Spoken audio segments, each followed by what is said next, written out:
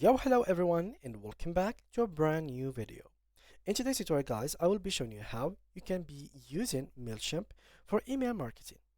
Now, of course, the main purpose of Mailchimp is to do sending or to do campaigns of sending emails in bulk, which is sending a lot of emails at once.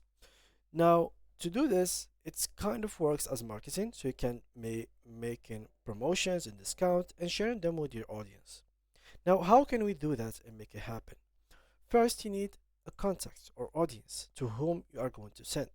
Now, you need a database. This is very important since you cannot send emails to a lot of people or do marketing without having a database. To import it, simply click here. We've made a lot of videos about importing contact, so make sure to go back to our channel and view these videos. Once you imported the contact, you need to have an email design. So go ahead and design email that you will be sending to your contacts.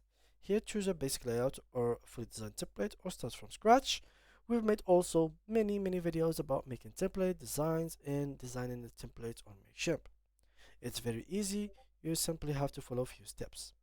Once you are done with that, go back in here as you can see and create a campaign. So now we have done everything. We've made a campaign, we've made an email, etc. etc. Once you create a campaign, you have to select here to whom you want to send it. So here send your contact, here from your email, the subject, and the content, which is the email that you have created and designed. Once everything is done, make sure to go ahead and choose the send time, for example now, or schedule it for later. And once everything is ready to go ahead and click on send button, which is on the top right corner right here.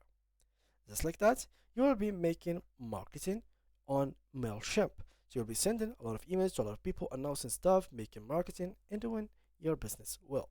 So thank you guys a lot for watching. See you guys in the next video.